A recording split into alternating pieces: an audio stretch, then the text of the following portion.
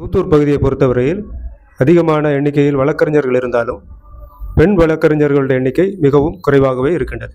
இதில் இளைய தலைமுறையில் முதல் வழக்கறிஞராகவும், தூத்தூரில் பெண்களில் இரண்டாவது வழக்கறிஞராகவும், மேலும் சட்ட மேற்படிப்பு படித்த முதல் வழக்கறிஞராகவும் இருக்கின்ற டைனி கிறிஸ்டோபருடன் நாம் நடத்திய நேர்காணலின் ஒரு தொகுப்பை இப்போது காணலாம். வணக்கம். வணக்கம். உங்களை பற்றி சொல்லுங்கள். என்னோட பேர் டைனி கிறிஸ்டோஃபர். என்னோட சொந்த ஊர் தூத்தூர். என்னோட ஸ்கூல் எஜுகேஷன் எல்லாமே நான் தூத்தூரில் தான் படித்தேன். தூத்தூரில் பைஸ் 11 பிரைமரி ஸ்கூலில் தான் 5 இயர்ஸ் பிரைமரி எஜுகேஷன். அதுக்கப்புறமா என்னோட செகண்டரி எஜுகேஷன் தூத்தூர்லேயே தான் பைஸ் 11 ஹையர் செகண்டரி ஸ்கூலில் நான் முடித்தேன். அது முடித்ததுக்கப்புறமா எப்படியாச்சும் அட்வொகேட் ஆகணும் அப்படிங்கிறது என்னோட ஒரு ஆசையாக இருந்தது. அதுக்காக தமிழ்நாடு அம்பேத்கர் லா யூனிவர்சிட்டி எனக்கு அலாட் ஆன காலேஜ் வந்து கவர்மெண்ட் லா காலேஜ் கோயம்புத்தூர். அங்கே தான் மெரிட்டில் நான் 5 years course BA LLB complete பண்ணேன். அதுக்கப்புறமா மேற்படிப்பு படிக்கணும் அப்படிங்கிற ஒரு ஆர்வம் இருந்தது. மறுபடியும் கவுன்சிலிங்கில் எனக்கு திருநெல்வேலி லா காலேஜ் அங்கே வந்து human rights law and constitution law அப்படிங்கிற ஒரு மேஜர் சப்ஜெக்டில் நான் வந்து LLM கோர்ஸ் கம்ப்ளீட் பண்ணேன். அதுக்கப்புறம் அந்த ஜேர்னியை விடுறதுக்கு எனக்கு பெரிய விருப்பம் இல்லை. படிப்பை கண்டினியூ பண்ணணும் அப்படிங்கிற ஒரு ஆர்வம் இருந்தது. இப்போ கரண்டாக PhD வந்து பண்ணிகிட்ருக்கேன். உங்கள் குடும்ப பின்னணியை பற்றி சொல்லுங்கள். எங்கள் அம்மா அப்பா கிறிஸ்டோஃபர் மரிய செல்வி. பெரிய குடும்ப பின்னணியான்னு கேட்டால் என்னை பொறுத்த வரைக்கும் எங்கள் ஃபேமிலி ஒரு பெரிய ஃபேமிலி தான். ஏன்னா எங்கள் வீட்டில் மொத்தமாக 6 பேர். நான் 5வது பெண் குழந்தை. எங்கள் வீட்டில் 4 பெண் குழந்தைங்க, 2 ஆண் குழந்தைங்க. எனக்கு ஒரு அண்ணா, ஒரு தம்பி, அப்புறம் 3 அக்காங்க இருக்காங்க. ஸோ ஃபேமிலி சப்போர்ட் இல்லாமல் என்னால் இந்த அளவுக்கு வந்திருக்க முடியாது. ஏன்னா நான் 5th ஸ்டாண்டர்ட் படிக்கிறப்போ எங்கள் அப்பா இறந்துட்டார். அதுக்கப்புறம் ஃபுல்லாகவே எங்கள் ஃபேமிலியை கையில் எடுத்து இன்றைக்கி வரைக்கும் கொண்டு போகிறது எங்கள் அண்ணா தான். எங்கள் அப்பாவாக இருந்து எங்களை பார்த்துக்கிட்டவர் அவர் தான். அப்புறம் எங்கள் அம்மா வந்து இவ்வளோ வருஷம் எங்கள் கூட தான் இருந்தாங்க. லாஸ்ட் இயர் அவங்களும் தவறிட்டாங்க. So that's what my family. அப்புறம் எங்கள் அக்காங்க எல்லாருமே காலேஜ் எஜுகேஷன் வரைக்கும் படிச்சிருக்காங்க. ஸோ அவங்க படித்ததுனால தான் கடைசி பொண்ணாக இருக்கிற என்னையை இவ்வளோ தூரம் படிக்கிறதுக்கு அது ஒரு காரணமாக இருந்தது. ஏன்னா அவங்களுக்கு படிப்போட அருமையிலேருந்து எல்லாமே தெரியும். ஸோ அதனால் நான் என்ன கேட்டாலும் அவங்க எனக்கு நோட் பண்ணதில்லை. பழைய ஸ்கூலில் படிச்சுட்டு இருக்கிற டைமில், +2 படிக்கிற டைமில் நம்ம ஸ்கூலுக்கு கரஸ்பாண்டண்ட்டாக இருக்கிற ஃபாதர்ஸ் வந்து +2 ஸ்டூடெண்ட்ஸை வந்து மோட்டிவேட் பண்ணுறதுக்காக வரது ஒரு பழக்கம். அந்த மாதிரி ஃபாதர் ஒரு வாட்டி வந்து நான் படிச்சுட்டு இருக்கிற டைமில் எங்கள் எல்லார்ட்டையும் வந்து உங்களோட ஆசைகள் என்ன, கனவுகள் என்ன அப்படின்னு கேட்டிருந்தாரு. Common question. அப்போ எல்லாருமே அந்த டைமில் நான் பேங்க் மேனேஜர் ஆவேன், கலெக்டர் ஆவேன், இல்லை நான் ஒரு பெரிய பிஸ்னஸ் மேன் ஆவேன் அப்படின்ட்டு பல அவங்களோட ஆசைகளை வெளிப்படுத்தினாங்க. ஃபாதர் வந்து அந்த டைமில் சிரிச்சுட்டே இருந்தார். எல்லோரும் அவங்களோட ஆசைகளை சொல்கிறப்போ அவர் சிரிச்சுட்டே இருந்தார். சிரித்து முடிச்சுட்டு எல்லாரும் சொல்லி முடிச்சதுக்கப்புறம் 2-3 குழந்தைங்க கலெக்டர் ஆவேன் அப்படிங்கிற மாதிரி ஆசையை வெளிப்படுத்தியிருந்தாங்க. அப்போ அவர் அதுக்கும் சிரித்தார். ஒரு மாதிரி நக்கலாக சிரிப்பாங்கல்ல, ஏளனமாக சிரித்தார். இப்போ எனக்கு அது ஒரு மாதிரி ட்ரிகர் ஆச்சு. இவர் ஏன் சிரிக்கிறார் அப்படிங்கிற ஒரு கேள்வி எனக்குள்ளே வந்தது. அப்போ அந்த மீட்டிங் முடிகிற டைமில் அவரே அதை சொன்னார். நான் உங்களெல்லாம் பார்த்து கேவலமாக சிரித்தேன், அது உங்களுக்கு புரியலையான்னு கேட்டார். அப்புறம் அவரே அதுக்கு ஒரு பதிலும் சொன்னார். நம்மெல்லாம் வந்து ஒரு மீனவ கிராமம் அப்படிங்கிற ஒரு இடத்துலேருந்து வெளியூருக்கு போய் நம்ம ஒரு சாதிக்கணும் அப்படின்னு ஆசைப்படுறோம். ஆசை மட்டும்தான் படுவோமே தவிர அதுக்கான எந்த ஒரு உழைப்புமே நம்ம சைடில் இருக்காது. நீங்கள் சிம்பிளாக சொல்கிறீங்க கலெக்டர் ஆகணுன்ட்டு, எப்படி கலெக்டர் ஆவீங்க அப்படின்னு கேட்டார். எல்லாரும் அமைதியாக இருந்தாங்க. ஒரு கலெக்டர் ஆகணும்னா அவர் எவ்வளோ பெரிய எத்தனை புத்தகங்களை படிக்கணும் தெரியுமா, எவ்வளோ உலகத்தை தெரிஞ்சிருக்கணும் தெரியுமா, உங்களுக்கு என்ன தெரியும், காலையில் ஸ்கூலுக்கு வர தெரியும், மதியம் டியூஷன் போக தெரியும், தூங்க தெரியும், எந்திரிக்க தெரியும், இதை தவிர உங்களுக்கு எதுவுமே தெரியாது, இந்த உலகம் சார்ந்த எந்த அறிவுமே உங்களுக்கு கிடையாது. அப்படி இருக்கிறப்போ நீங்களாம் ஒரு கலெக்டராக போகிறீங்கன்னா அதுக்காக தான் சிரித்தேன், இப்பவும் சிரிப்பேன் அப்படின்ட்டு அவர் முடிச்சுட்டார். அவர் எங்களை எதுவுமே மோட்டிவேட் பண்ணல. ஆனால் அன்றைக்கி அவர் பேசினது எனக்குள்ளே ஒரு பெரிய தாக்கத்தை ஏற்படுத்துச்சு. ஏன் நம்ம ஒரு கிராமத்தில் பிறந்தா வெளியூரில் போய் படிக்க முடியாதா, எதுவுமே ஆக முடியாதா அப்படிங்கிற மாதிரி எனக்கு ரொம்ப அது என்னை டிஸ்டர்ப் பண்ணிச்சு. நான் வீட்டில் வந்ததுக்கப்புறம் நிறைய யோசித்தேன், ஏன் அவர் அதை இப்படி பேசினார். ஆனால் அவர் பேசினதுக்கு ஒரு நல்ல காரணம் இருக்குது. அவர் பேசினதில் ஒரு அர்த்தம் இருக்குது. அவர் நெகட்டிவாக என்னை மோட்டிவேட் பண்ணார் அப்படின்னு சொல்லலாம்.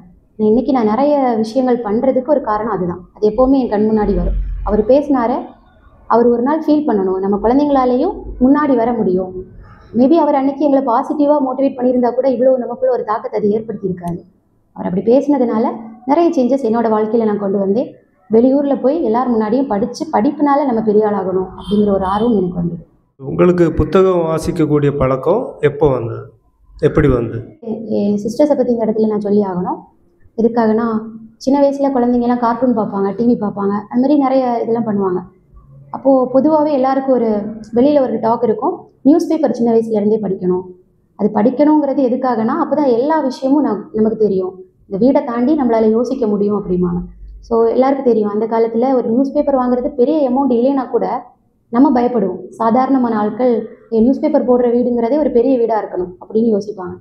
ஆனால் நான் 8th ஸ்டாண்டர்ட் படிக்கிறப்போ எங்கள் மூத்த அக்கா கிட்ட நான் கேட்டேன், இந்த மாதிரி பேப்பர் படித்தா தான் பெரிய ஆளாக முடியுமா, எல்லோரும் பேப்பர் படிக்கிறாங்க, அப்போ எனக்கும் பேப்பர் வாங்கிட்டாங்க அப்படின்னு கேட்டேன்.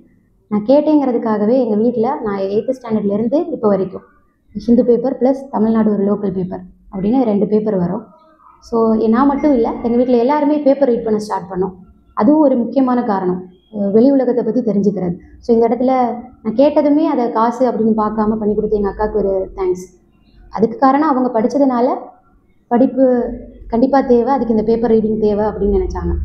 அதுவுமே என்னோடய வாழ்க்கையில் நிறைய ஒரு பெரிய இம்பேக்டை ஏற்படுத்துச்சு.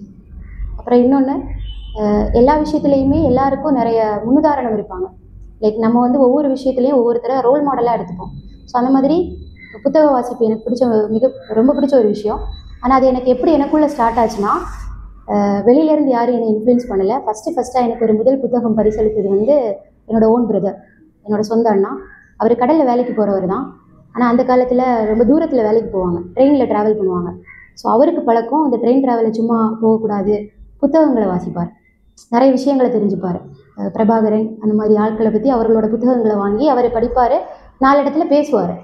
அந்த மாதிரி நான் சின்ன குழந்தைய ஒரு 5th or 6th ஸ்டாண்டர்ட் படிக்கிறப்போ எனக்கு முதல் புத்தகம் பரிசாக கொடுத்தது எங்கள் அண்ணா தான். இந்த மாதிரி கொச்சி எங்கேயோ போயிருந்தப்போ காமராஜரோட ஒரு புத்தகம்னு நினைக்கிறேன், அவர் அந்த புத்தகத்தை எனக்கு பரிசளித்தார். அந்த சின்ன வயசில் நான் அந்த புத்தகத்தில் எழுதி வச்சுருக்கேன், இந்த புத்தகம் வந்து எங்கள் அண்ணா எனக்கு பரிசளித்தது அப்படின்னு. ஸோ அங்கேருந்து தான் என்னோட இந்த புத்தக வாசிப்புமே ஸ்டார்ட் ஆச்சு. அதுக்கப்புறம் ஸ்நாக்ஸ் வாங்க காசு கேட்டால் வீட்டில் அந்தளவுக்கு தரமாட்டாங்க. ஆனால் புத்தகம் வாங்கணும் அப்படின்னு கேட்டால் எங்கள் அம்மா எந்த சங்கடமும் படாமல் காசு கொடுப்பாங்க. சின்ன வயசில் இந்த புக் எக்ஸிபிஷன் போகிறது, இதுக்கெல்லாம் புத்தகங்கள் வாங்க காசு அவங்க சங்கடமே படாமல் கொடுப்பாங்க, செலவாகுது அப்படின்னு யோசிக்கவே மாட்டாங்க. ஸோ முழுக்க என்னோடய குடும்பம் தான் எல்லாத்துக்குமே காரணம். அவங்க நான் கேட்ட எதுக்குமே நோன்னு சொன்னதில்லை. இப்போ நான் எனக்கு இது படிக்கணும் அப்படின்னு கேட்டு ஒரு விஷயம் நான் கேட்டால் அவங்க எதுக்குமே நோ சொன்னதில்லை. So they are the reason today. +2ல் என்ன பாடப்பிரிவில் படிச்சு? +1 +2 இது வந்து இதுக்கு நான் ஆன்சர் பண்ணுறதுக்கு முன்னாடி ஒரு சின்ன கிளாரிஃபிகேஷன். 10th ஸ்டாண்டர்டில் குழந்தைங்க நல்ல மார்க் எடுத்தாலே பேரண்ட்ஸோட ஒரு மைண்ட் செட் எப்படின்னா, +1 +2 மேக்ஸ் பயாலஜி படிக்கணும், நான் படிக்கிற பிள்ளைனா மேக்ஸ் பயாலஜி தான் படிக்கணும் அப்படிங்கிற ஒரு சோஷியல் ப்ரெஷர் எல்லாருக்கும் இருக்குது. ஸோ இதே ப்ரெஷர் எனக்குமே இருந்தது. நான் 10th நல்லா படிக்கிற பிள்ளையாக தான் இருந்தேன். எங்கள் அக்காவுமே வந்து படிக்கிற குழந்தைங்க மேக்ஸ் பயாலஜி தான் எடுக்கணும் அப்படிங்கிற ஒரு மைண்டில் இருந்தாங்க. பட் உண்மையை என்னை கேட்டால் அந்த டைமில் நீங்கள் வந்து அவங்களுக்கு ஒரு சாய்ஸை கொடுக்கணும். ஏன்னா +1 +2 முடிச்சதுக்கப்புறமா நீ என்ன ஆக போகிற, உன்னோட ட்ரீம் என்ன அப்படின்னு கேட்ட அதுக்கான படிப்பை தான் நம்ம படிக்க வைக்கணும். இப்போ நான் மேக்ஸ் பயாலஜி படித்து ஒரு வேளை லா படிச்சிருந்தா லா வந்து எனக்கு ரொம்ப ஈஸியாக இருந்திருக்காது. ஆனால் நான் சூஸ் பண்ணது வந்து அந்த டைமில் காமர்ஸ், நான் ஹிஸ்ட்ரி காமர்ஸ் படித்தேன். ஸோ அது வந்து எனக்கு லாக்கு ஒரு அடித்தளமாக இருந்தது. ஸோ நான் கேட்குறது என்னென்னா, குழந்தைங்க +1 +2 சூஸ் பண்ணுறதுக்கு முன்னாடியே நான் காலேஜ் என்ன படிக்க போகிறேன், நான் என்ன வாங்க போகிறேன் அப்படிங்கிற ஒரு கேள்விக்கான பதிலோட நீங்கள் +1 +2 குரூப் சூஸ் பண்ணால் நல்லாயிருக்கும். அந்த டைமில் எனக்கு அந்த ஒரு ஆப்பர்ச்சுனிட்டி கிடச்சிது. நிறைய டீச்சர்ஸே என்கிட்ட கேட்டாங்க, நல்லா படிக்கிற பிள்ளை பயாலஜியாக படிக்கல அப்படின்னு கேட்டாங்க. எனக்கு எது வரும், எனக்குள்ள ஒரு எண்ணம் இருந்தது, எனக்கு மேக்ஸ் அவ்வளோக்கா வராது. அப்போ அந்த குரூப் எடுத்து நான் என்ன ஆவேன் அப்படிங்கிற பெரிய இது எனக்கு இல்லை. ஸோ காமர்ஸ் படித்தா அப்போவே எனக்கு தெரியும், நான் வந்து ஒரு சிவில் சர்வெண்ட் ஆகணும்னு எனக்கு ஒரு ட்ரீம் இருந்தது, சின்ன வயசுலேயே இருந்தது. ஸோ அதுக்கு வந்து ஹிஸ்டாரிக் பேக்ரவுண்ட் இருக்கணும் அப்படின்னு நான் நினச்சேன். அதனால் நான் ஹிஸ்ட்ரி காமர்ஸ் சூஸ் பண்ணேன். எங்கள் வீட்லேயுமே அதை ஓகேன்ட்டாங்க. நம்ம +1 +2 படிக்கக்கூடிய காலகட்டங்களில் நம்ம எதிர்காலத்தில் என்ன ஆகணும் அப்படின்னு அந்த ஒரு நம்ம ஆசைகளை அந்த நேரத்தில் முடிவு செய்ய முடியுமா அந்த வயசில்? அதுக்கு தான் நான் முன்னாடியே சொன்ன ஒரு பதில். நான் 8th ஸ்டாண்டர்ட் 6th ஸ்டாண்டர்ட்லேருந்து நான் புத்தகம் வாசிக்க தொடங்கினேன். 7th 8thலேயே நான் பேப்பர் ரீட் பண்ண ஸ்டார்ட் பண்ணியாச்சு. அப்போ டெய்லி வர நியூஸ் இது எல்லாமே பார்க்குறப்ப நமக்குள்ளே ஒரு ஆர்வம் வரும். எனக்குள்ளே அந்த ஆர்வம் வந்தது. எல்லாருக்கும் வருமானு கேட்டால் தெரில, மேபி ஃபேமிலி பேக்ரவுண்ட். ஏன்னா எனக்கு 3 அக்காங்க இருந்தாங்க, அவங்க 3 பேருமே எனக்கு மேலே படிச்சுட்டு இருந்தாங்க. ஸோ எங்கள் வீட்டில் நடக்கிற டிஸ்கஷன் எல்லாமே படிப்பை பற்றி தான் இருக்கும். அடுத்து நீங்கள் என்ன ஆக போகிறீங்க, என்ன பண்ண போகிறீங்க. ஸோ எனக்குள்ளே சின்ன வயசுலேயே, நம்புவீங்களான்னு தெரியல, 2nd ஸ்டாண்டர்ட் படிக்கிறப்ப எங்கள் அம்மாட்ட நான் சொல்லுவேன்னா, கலெக்டர் ஆகி பெரிய ஆளானா நான். அப்போ கலெக்டர்னா என்னன்னு கூட எனக்கு தெரியாது. இதெல்லாம் சமூகத்தை நம்ம பார்த்து நமக்கு வர சில ஆசைகள் தான். அந்த ஆசைகள் கனவா. நீங்கள் 2வது வயசில் உங்களுக்கு கலெக்டர் ஆகணும்னு விரும்புகிறீங்க, 12ஆம் வகுப்பில் வந்து வக்கீல் ஆகணும், அதாவது வழக்கறிஞர் ஆகணும் அப்படின்னு? இல்லை, வக்கீல் ஆகணும் அப்படிங்கிறது எனக்கு எப்போவுமே, நான் ஒரு பெரிய வழக்கறிஞர் ஆகணும் அப்படின்னு நான் ஆசைப்படல. நான் ஆசைப்பட்டது எல்லாமே நான் ஒரு சிவில் சர்வெண்ட் ஆகணும். அது இப்போ ஜுடிஷியரியாக இருந்தாலும் சரி, இல்லை யூபிஎஸ்சியாக இருந்தாலும். ஸோ அது எதனால் நீங்கள் ட்ராக் மாறினீங்க? நான் ட்ராக் மாறவே இல்லை. நான் சட்டம் படித்து ஒரு சிவில் சர்வெண்ட் ஆகணுங்கிறது என்னோட ட்ரீமாக இருந்தது. எல்எல்பி முடிச்சு சட்டம், அதுக்கான ரீசன் வந்து நம்ம ஒரு அதிகாரியாக இருக்கிறப்போ சட்டம் தெரிஞ்சிருக்கணும், நாட்டோட சட்டங்கள் எல்லாம் அதிகாரி ஆன பிறகு சட்ட பயிற்சி கொடுப்பாங்க. அந்த சின்ன பயிற்சியை விட முழுக்க அது ஒரு சாதாரண ஒரு டிகிரி படிக்கிறத விட சட்டப்படிப்பு படித்தா அது எனக்கு இன்னும் பயனுள்ளதாக இருக்குங்கிறது என்னோட ஒரு ஒப்பீனியனாக இருக்குது.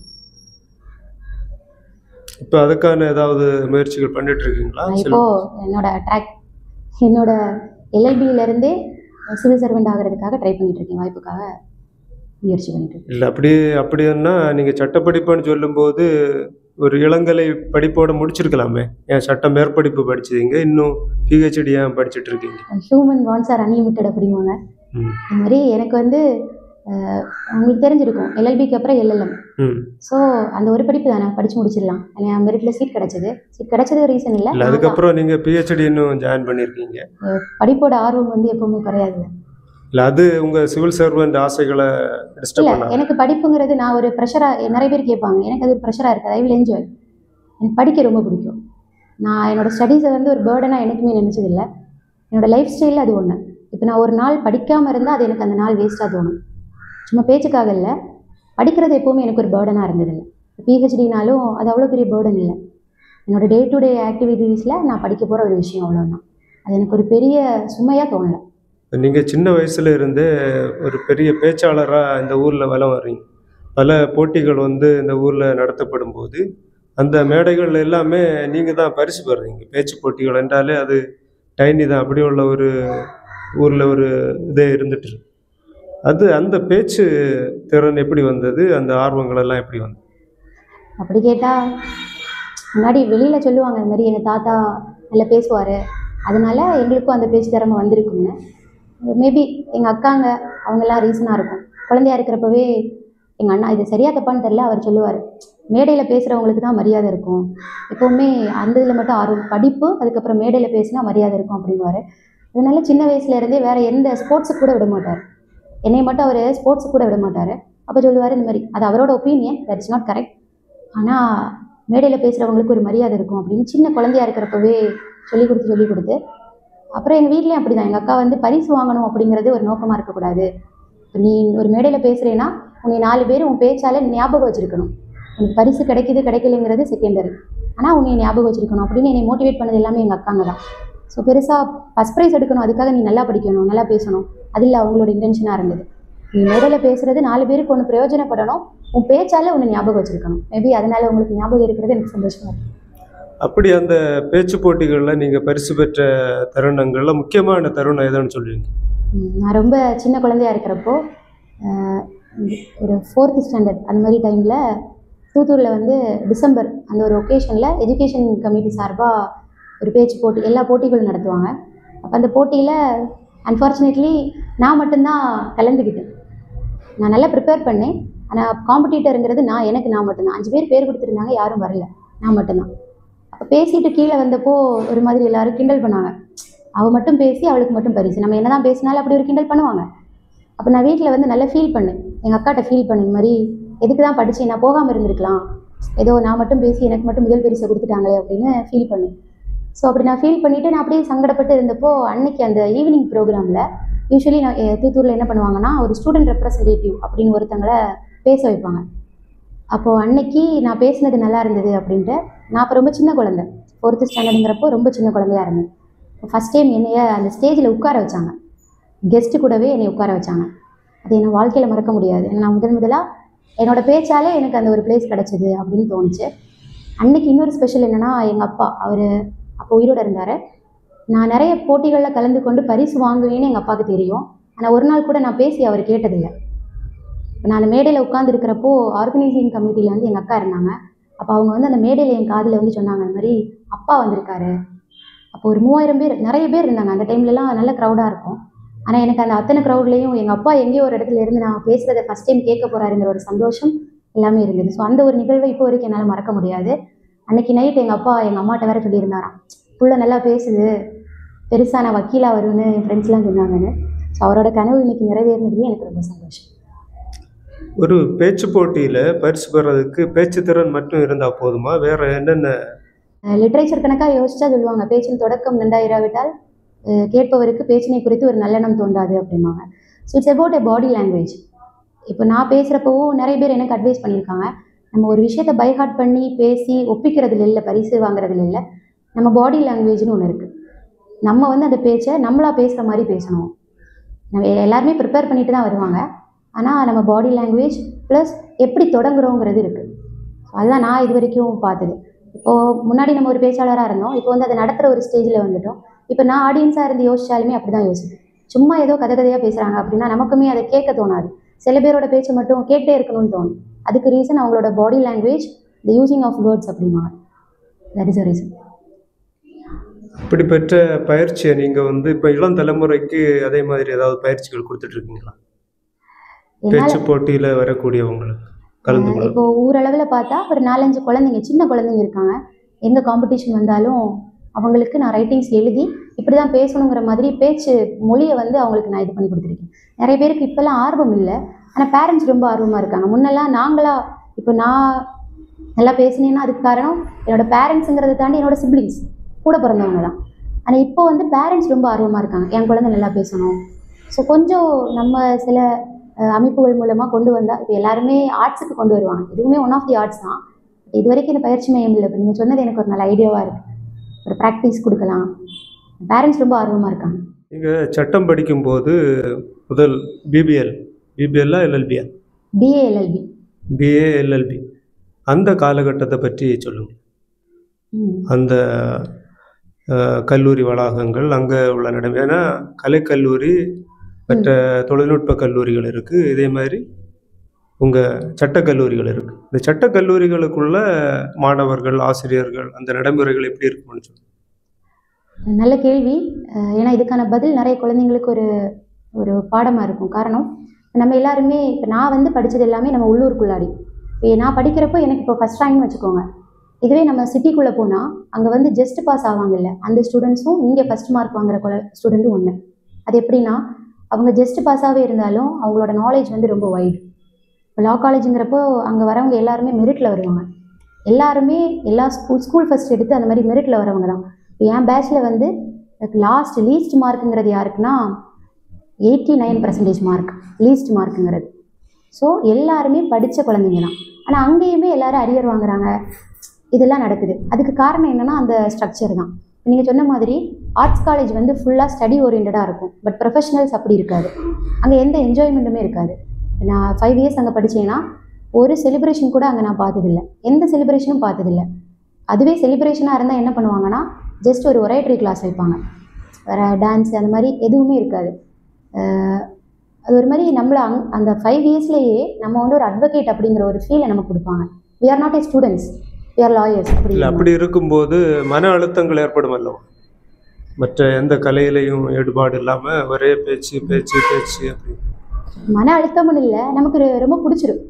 லா படிக்கிறது ரொம்ப பிடிச்சிரும். நாங்கள் டிஸ்கஷன் ஃபுல்லாகவே படிப்பை பற்றியே டிஸ்கஸ் பண்ணுவோம். ஏன்னா இது வந்து கடைசி வரைக்கும் நாங்கள் படிக்கக்கூடிய ஒரு ஃபீல்டு. மற்ற எல்லா ஃபீல்ட்லேயும் கூட நம்ம படித்து முடிச்சதுக்கப்புறம் வேலையை தான் கற்றுக்க போவோம். ஆனால் இந்த ஃபீல்டில் மட்டும் கடைசி வரைக்கும் நாங்கள் படிச்சுட்டே இருக்கணும். லாயர்ஸ் ஆல்வேஸ் த லேர்னர்ஸ் அப்படிங்குவாங்க. ஸோ அதனால் அது எங்களுக்கு அவ்வளோ போரிங்காக இல்லை. ஆனால் நீங்கள் ஒருவேளை இப்போது ஆர்ட்ஸ் காலேஜ் முடிச்சுட்டு இப்போ பிஏ பிஎஸ்சி அந்த மாதிரி முடிச்சுட்டு எல்எல்பிக்கு போகிறீங்களா இருந்தால் அது உங்களுக்கு கொஞ்சம் டஃப் டைமாக இருக்கும். ஏன்னா நீங்கள் ரொம்ப ஜாலியான ஒரு காலேஜிலேருந்து ஒரு ப்ரொஃபஷனல் காலேஜுக்குள்ளே போகிறீங்க. அப்போ உங்களுக்கு அந்த ஆம்பியன்ஸ் கஷ்டமாக இருக்கும். எனக்கு அது ஏன் இல்லைன்னா, நான் 5 இயர்ஸ் கோர்ஸ் பண்ணேன். அப்போ நான் ஃபஸ்ட்டாக போனதே அங்கங்கிறதுனால எனக்கு அந்த ஒரு ப்ராப்ளம் பெருசாக இல்லை. எனக்கு எப்படி ஃபீல் ஆச்சுன்னா, காலேஜோட ஸ்ட்ரக்சர் இப்படி தான் அப்படிங்கிற மாதிரி. ஆனால் எல்எல்பி படிக்கிறவங்க சொல்லியிருக்காங்க அந்த மாதிரி, என் காலேஜில் தான் நாங்கள் ரொம்ப ஜாலியாக இருந்தோம், ஆனால் இங்கே வந்தால் கொஞ்சம் கஷ்டமாக இருக்குது அப்படின்னு அவங்க ஷேர் பண்ணியிருக்காங்க. ஒரு செலிப்ரேஷன் கூட இல்லை, ஒரு எதுவுமே இல்லை அப்படின்னு. ஆனால் அது அப்போ தான் நாங்கள் வி ஆர் ப்ரொஃபஷனல்ஸ்னோம். நம்ம ஒரு சர்வீஸ் ஓரியன்ட் ஜாபுக்குள்ளே வரப்போவே இந்த மாதிரி சில கட்டுப்பாடுகள்லாம் நமக்குள்ளே ஒரு டிசிப்ளினை கொண்டு வரும். அதை நாங்கள் ஹாப்பியாக தான் அக்செப்ட் பண்ணிட்டோம். அந்த டைமில் மேபி வயசோட காரணங்கள்னால நமக்கு சில என்ஜாய்மெண்ட்ஸ் இல்லைன்னு தோணி இருந்திருக்கும். பட் அது நல்லா தான் முடிஞ்சுது, படிப்பில் ஆர்வம் இருந்ததுனால. பொதுவாக சட்டம் முடித்ததுக்கப்புறம் என்ன செய்வாங்கன்னா, பெரும்பாலானவங்க அதை பயிற்சி எடுக்கிறது இல்லை, ஒரு வழக்கறிஞராக வாதாடுறது இல்லை. என்ன காரணம்? அதுக்கு காரணம் முக்கியமாக ஏர்னிங்ஸ். மற்ற தொழிலெல்லாம் ஃபிக்ஸடாக ஒரு சேலரிங்கிறது இருக்கும், பட் இங்கே அப்படி இல்லை.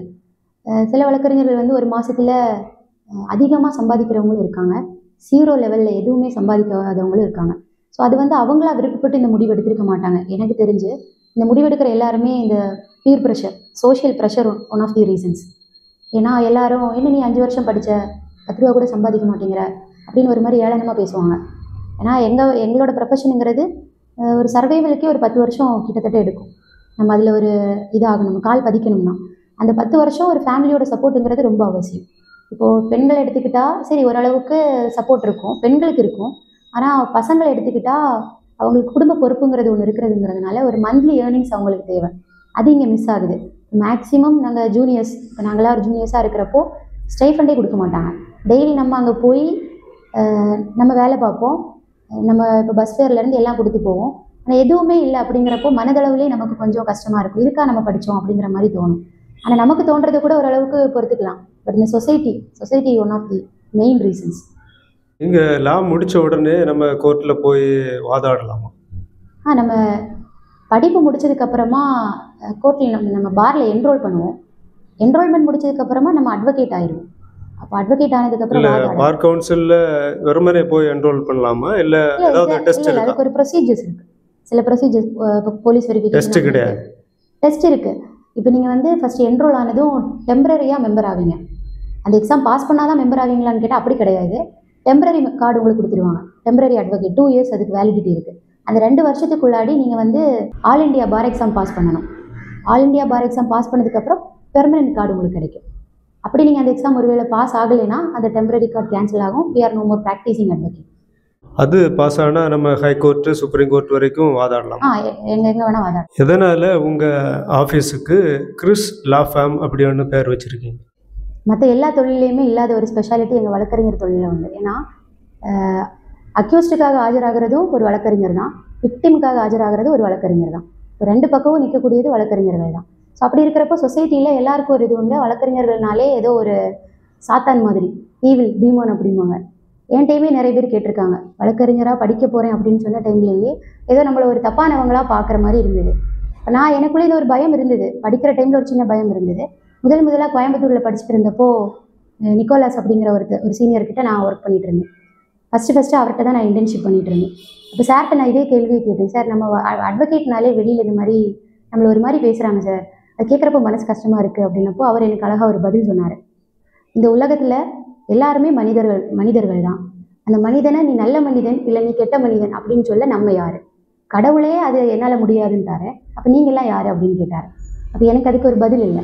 அப்போ தான் அவர் சொன்னார், நம்மளோட வேலைங்கிறது ஒருத்தர் நல்லவனா கெட்டவனா அப்படின்னு பார்க்குறது இல்லை, அதுக்கு தான் ஜட்ஜுன்னு ஒருத்தர் இருக்கார். அந்த வழக்கில் அது அவர் நல்லவரா கெட்டவரான்னு பார்க்க. நம்மளோட வேலை என்னென்னா we are representing him. இப்போ ஒருத்தர் ரொம்ப கொடுமைக்காரராகவே இருக்கட்டுமே, அவர் ரொம்ப தீய மனுஷனாகவே இருக்கட்டுமே, அவங்க ஒரு தீமையானவன் அப்படின்னு ஜட்ஜ் பண்ண நமக்கு யார் அந்த ரைட்ஸை கொடுத்தா? அப்போ நம்ம நல்லவங்களாம். அதான் நீங்கள் என்னோட ஆஃபீஸோட நேம் பார்த்துருப்பீங்க, கிறிஸ் லா ஃபார்ம்னு. நான் அந்த கிறிஸ் அப்படிங்கிற பேர் வைக்கிறதுக்கு ரீசன் அதான் ரீசன். இது ரிலீஜியஸாக இல்லை, 2 ரீசன்ஸ். ஒன்று வந்து எங்கள் அப்பாவோட பேர் கிறிஸ்டோஃபர். 2வது மெயின் ரீசன் வந்து என்னென்னா ஜீசஸ் கிரைஸ்ட். நான் ஏன் கிரைஸ்டா ஒரு நான் பார்க்குறது இந்த உலகத்திலே ஒரு பெரிய ரைட்டியஸ் பர்சன், அதாவது ஒரு நீதிமான், சரியாக நீதி வழங்கினவர் அப்படிங்கிறது தான் நான் ஒரு ஜீசஸை பார்க்குறேன். ஏன்னா அவர் தான் பைபிளில் எல்லோரும் நிறைய பேர் பார்த்துருப்பீங்க. இது நான் மத ரீதியாக சொல்லலை. ஒரு தப்பு பண்ணப்போ அங்கே போய் சாட்டை எடுத்து அடித்ததும் அவர் தான். அதே சமயம் ஒரு தப்பு பண்ணவங்களுக்கு சப்போர்ட்டிவாக இவங்க மேலே கல்லறிய நீங்கள் யாருன்னு கேள்வி கேட்டதும் அவர் தான். ஸோ இட் டிபெண்ட்ஸ், சூழ்நிலைகளை பொறுத்து. எல்லாருமே நான் ஒரு கொலை பண்ணணும், ஒரு கொலையாளி ஆகணும்னு விரும்புறதில்லை. ஒரு சூழ்நிலை அவனை ஒரு கொலையாளி ஆக்குது. அப்போ அவனை அதே சூழ்நிலை காரணமாக நம்ம வந்து கொலையாளியாகவே ட்ரீட் பண்ணணுங்கிறது இல்லை. சட்டம் என்ன சொல்லுது? அவனுக்கு ஒரு வாய்ப்பை கொடுக்குது. அந்த வாய்ப்புக்காக ஆஜராகிறவன் தான் அட்வொகேட்ஸ். ஸோ அதனால் அட்வொகேட்னாலே ஈவில் அப்படிங்கிற ஒரு தாட்டை சொசைட்டி மாற்றினா நல்லாயிருக்கும். உலகத்திலே அதிக சட்டங்கள் உள்ள நாடு வந்து இந்தியா தான் இல்லையா? எதனால் இந்த அதிகமான சட்டங்கள் இருக்குது? அது ஒரு பாசிட்டிவாக எடுத்துக்கலாமே. அதிக சட்டங்கள் ஏன் இருக்குன்னா அதிகமாக நம்மளை ப்ரொடெக்ட் பண்ணுதுன்னு அர்த்தம். we have more protection. அதுக்காக தான் அதிக சட்டங்கள். மற்றபடி இப்போ நம்ம நாட்டிலேருந்து உருவான சட்டங்கள் எல்லாமே பிரிட்டிஷ்லேருந்து வந்தது தானே. அவங்க நம்ம நாட்டில் இந்த சட்டத்தை செயல்படுத்தக்கூடியவங்கள் உள்ள தவறுகளா இல்லை குறைபாடுகளா இந்த சட்டங்கள் புதுசாக உருவாக்கிட்டே இருக்காங்க? தவறுகள் மட்டும் காரணம் இல்லை ஒரு புது சட்டம் உருவாகிறதுக்கு. It's protection. நீங்கள் சொல்கிறத பார்த்தா சந்தோஷமாக தான் அதை எடுத்துக்கணும். ஏன்னா இவ்வளோ சட்டங்கள் நமக்கு ப்ரொவைட் பண்ணுறாங்கன்னா அவ்வளோ ப்ரொடெக்ஷன் நம்ம நாட்டில் இருக்குன்னு அர்த்தம். என்ன பண்ணாலும் அதை தண்டிக்கிறதுக்கு ஒரு இருந்தாலும் அந்த சட்டங்கள்ல ஓட்டைகள் இருப்பதா சொல்றாங்க. அது என்ன? எல்லா இடத்துலையுமே ஃபால்ஸ், ஒரு லூப் ஹோல்ஸ் எல்லா இடத்துலையுமே இருக்கும்ல. இல்லை இந்த லூப் ஹோல்ஸ் வச்சு தான் சட்டங்களை உருவாக்குவாங்களா? இல்லை ஏன்னா அப்படிலாம் கிடையாது, வழக்கறிஞர்கள் தான் கூடுதலாக இதில் வந்து சட்ட முன்மொழிவுகள் எல்லாம் எடுக்கு. அப்படி கிடையாது. எதை கொடுத்தாலும் அதில் இருக்கிற ஒரு குறைய கண்டுபிடிக்க மனுஷனால் முடியும். அது மாதிரி தான் ஒரு சட்டம் சரியாகவே நம்ம ஃப்ரேம் பண்ணாலும் அது இந்த மாதிரி கூட இன்டர்பிரிட்டேஷன் பண்ணலான்ட்டு ஒரு புது இதை கொண்டு வருவாங்க. ஏன்னா 1000 பிரெயின் வரப்போ ஏதாவது ஒரு பிரெயின் வந்து இது சரியில்லை அப்படின்னு பேசும். அப்படி உருவாகிறது தான் ஆக்சுவலி வழக்கறிஞர்களோட வேலையே அதுவும் தான். இல்லை இது இந்தியாவில் அதிக மக்கள் தொகை இருக்கிறதுனாலயா இல்லை ஜனநாயக நாடு என்கிற முறையில்? ஜனநாயக நாடுங்கிறது ஒரு main reason. we have more voice to ask. இப்போது தூத்தூரை பொறுத்தவரையில் ஆண்களுக்காக தங்கள் கலை உணர்வையோ விளையாட்டு திறனையோ வெளிப்படுத்துவதற்கான பல தளங்கள் இருக்குது. குறிப்பாக நேதாஜி படிப்பகம் போன்ற அமைப்புகள் இருக்குது.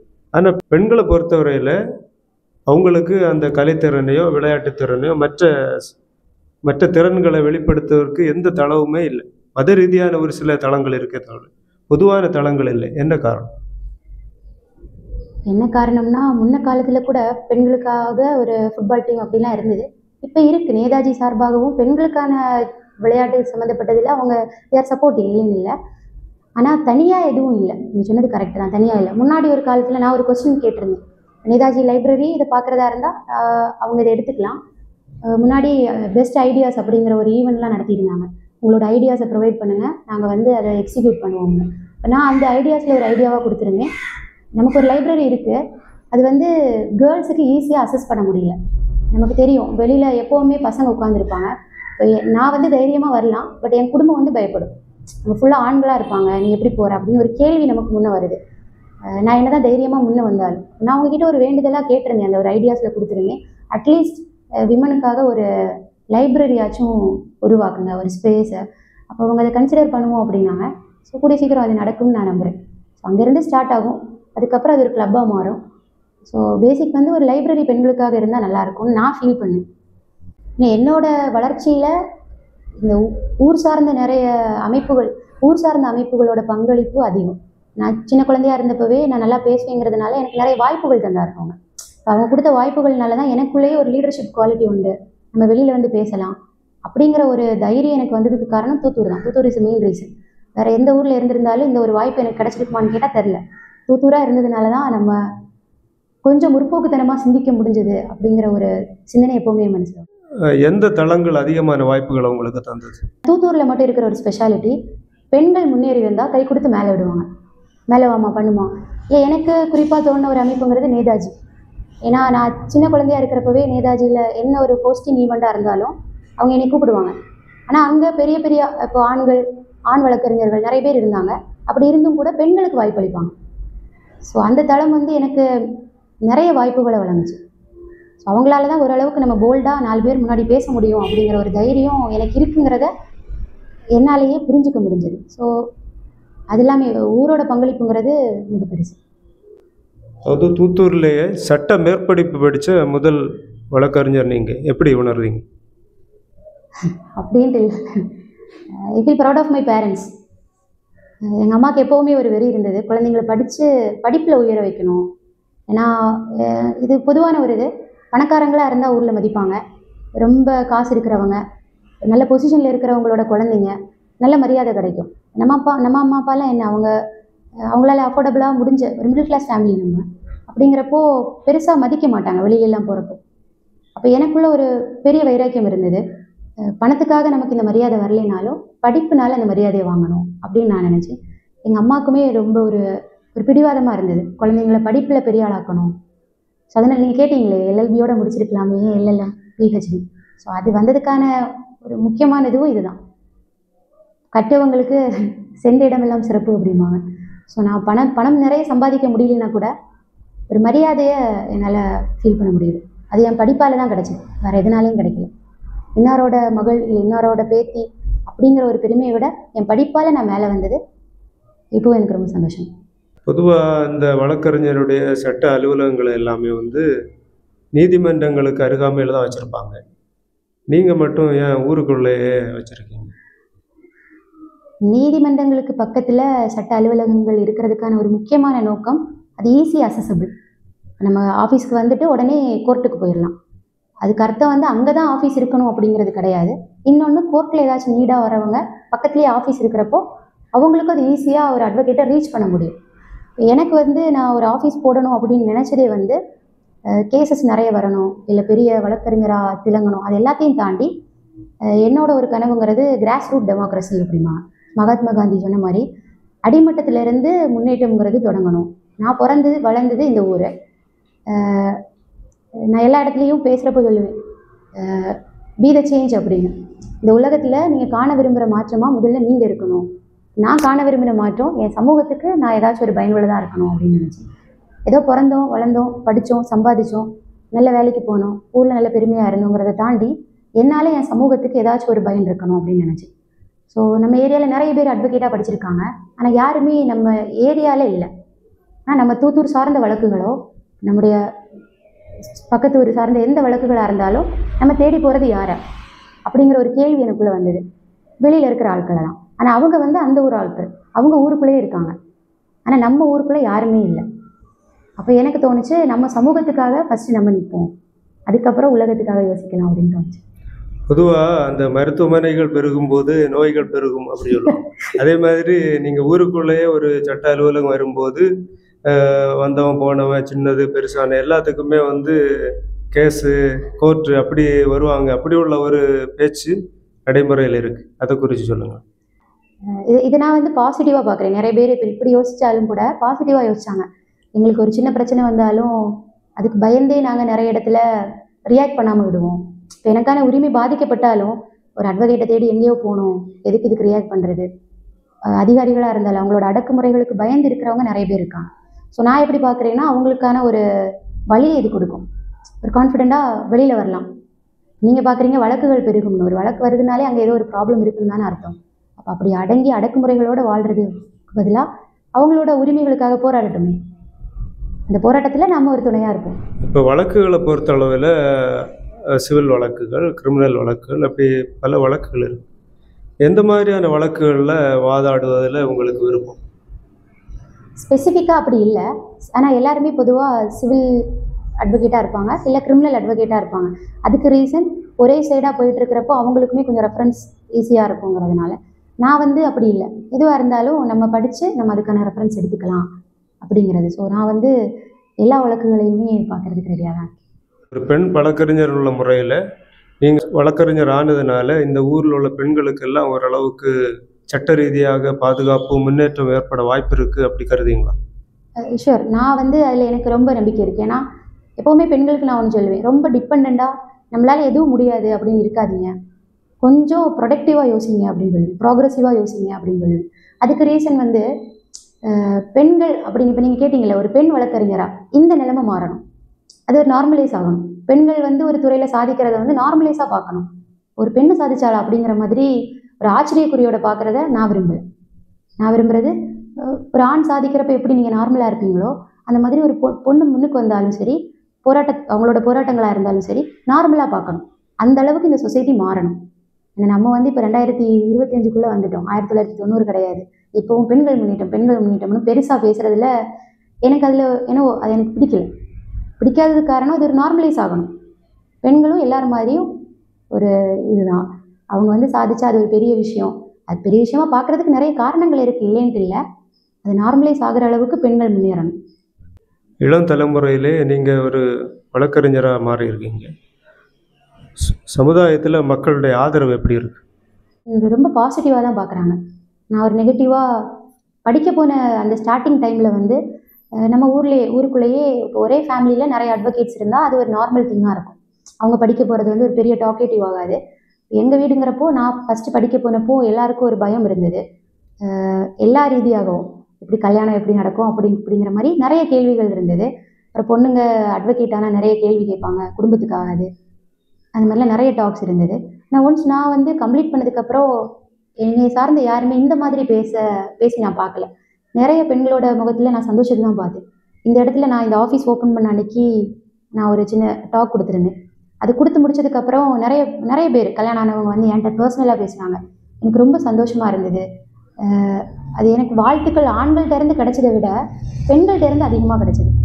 எங்களால் முடியல, நீ பண்ண, இதை பார்க்குறப்போ நாங்களும் ஏதாச்சும் ஒன்று பண்ணணும். அது கேட்டப்போ எனக்கு ஏதோ ஒரு விதத்தில் அவங்கள இன்ஸ்பயர் பண்ண முடிஞ்சதுன்னு தோணுச்சு. அப்புறம் இப்போவுமே நான் சொன்னேன், நீங்கள் இப்போ கூட எதுவுமே டைம் முடியல, இந்த வயசில் உங்களால் என்ன சாதிக்க முடியுமோ அதை பண்ணுங்கள் அப்படின்னு அவங்கள நான் மோட்டிவேட் தான் பண்ணேன். ஸோ பெண்கள் வந்து ஒரு பெண்களோட வளர்ச்சியை சந்தோஷமாக தான் பார்க்குறேன்.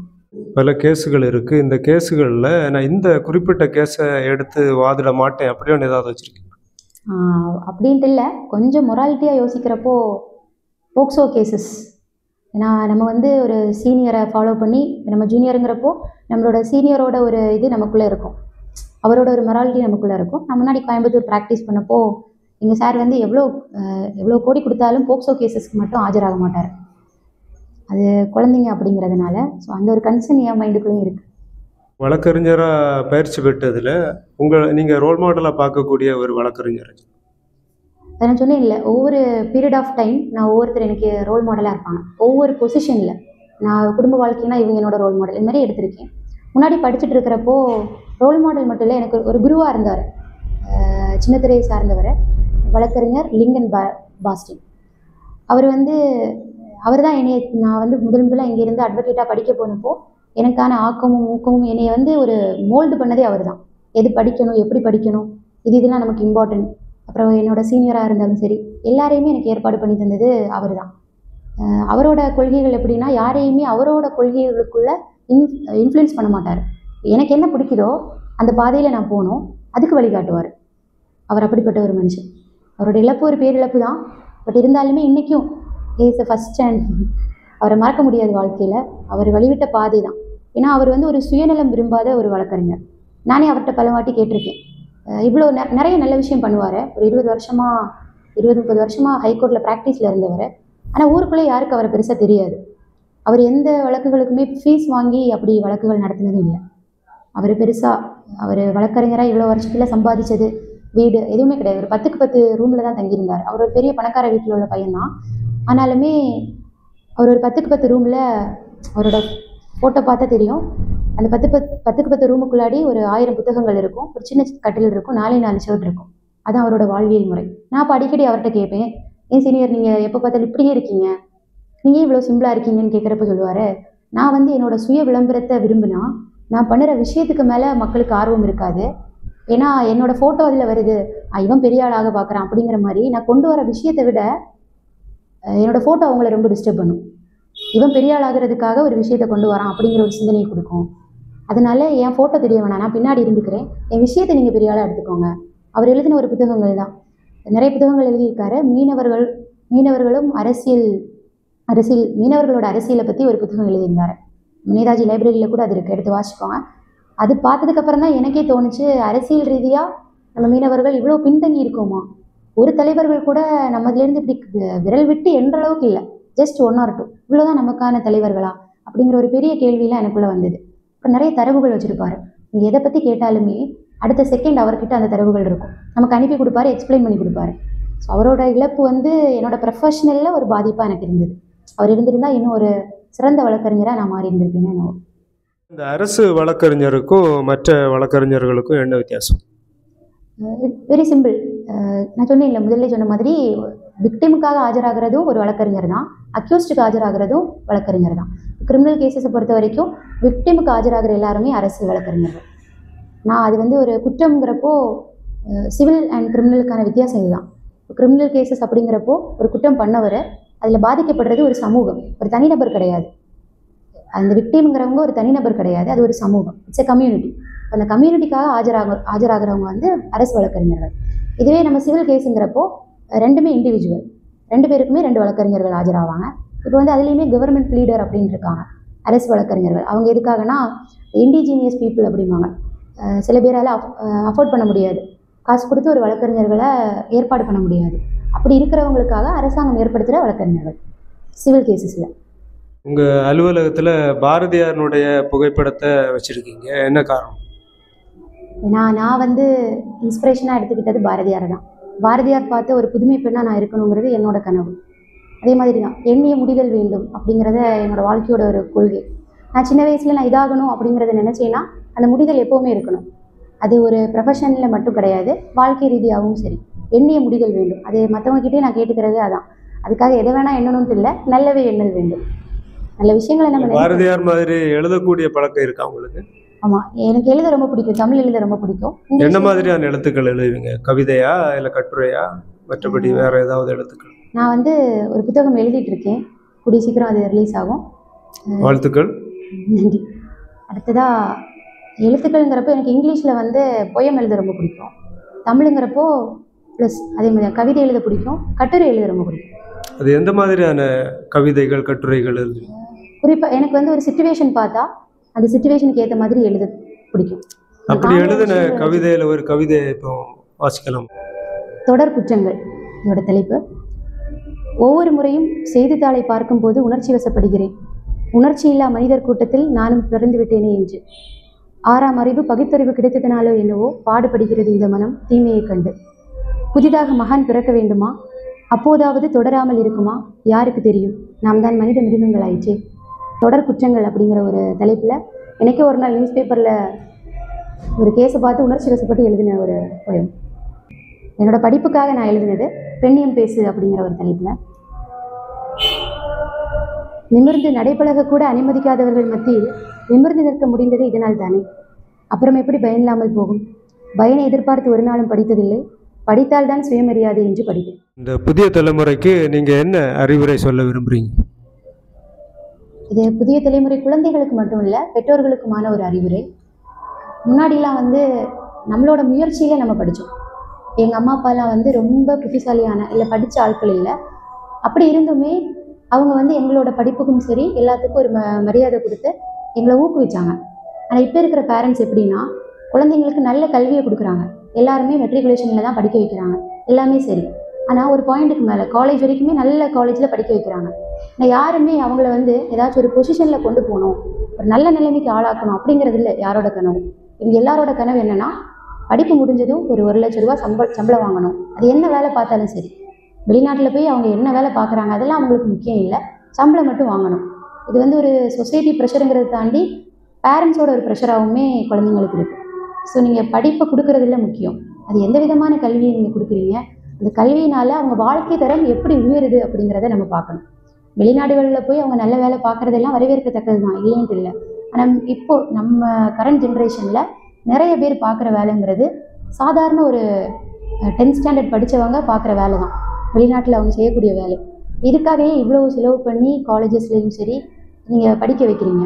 இந்த கேள்வி பெற்றவங்களுக்குள்ளே இருக்கணும். நம்ம இவ்வளோ செலவு பண்ணி படிக்க வச்சோம், இதோட ஃப்ரூட் என்னங்கிறது அவங்களுக்கு தெரியணும். அதே மாதிரி குழந்தைங்களுக்கு என்ன அட்வைஸ்னால், ஒரு 10th ஸ்டாண்டர்ட் ஒரு 10ஆம் வகுப்பு நம்ம முடிக்கிறப்பவே நம்ம வாழ்க்கையில் என்ன ஆகுமோ அப்படிங்கிற ஒரு லட்சியம் உங்களுக்குள்ளே இருக்கணும். எல்லோரும் சொல்லுவாங்க கனவு காணுங்க கனவு காணுங்க. அந்த கனவுங்கிறது உங்களை தூங்க விடாமல் பண்ணுற கனவு அப்படிங்கிறாங்க. ஸோ அது உங்களை எந்த அளவுக்கு தூங்க விடாதோ அந்த அளவுக்கு உங்களை முன்னேற்றத்தை நோக்கி கொண்டு போகணும். இப்போ நான் வந்து சின்ன வயசில் நினச்சேன், நான் இன்றைக்கி வந்து ப்ரௌடாக சொல்லுவேன், நான் எண்ணிய முடிதல் எனக்கு இருந்தது, ஆனால் என்னோடய முயற்சி இன்னுமே தொடருது. அதே மாதிரி அந்த 10ஆம் வகுப்பில் நீங்கள் ஒரு தேர்வை தேர்ந்தெடுங்க, நல்ல குரூப்பை சூஸ் பண்ணுங்கள், அதுக்கேற்ற மாதிரி காலேஜ் எஜுகேஷன் போங்க, படிப்பு முடிஞ்சதுக்கப்புறம் படித்ததுக்கேற்ற வேலைக்கு போங்க. அதுலேயும் குறிப்பாக துறை சார்ந்த வேலைகளுக்கு போகிறதுக்கு நான் ஊக்கப்படுத்துவேன்.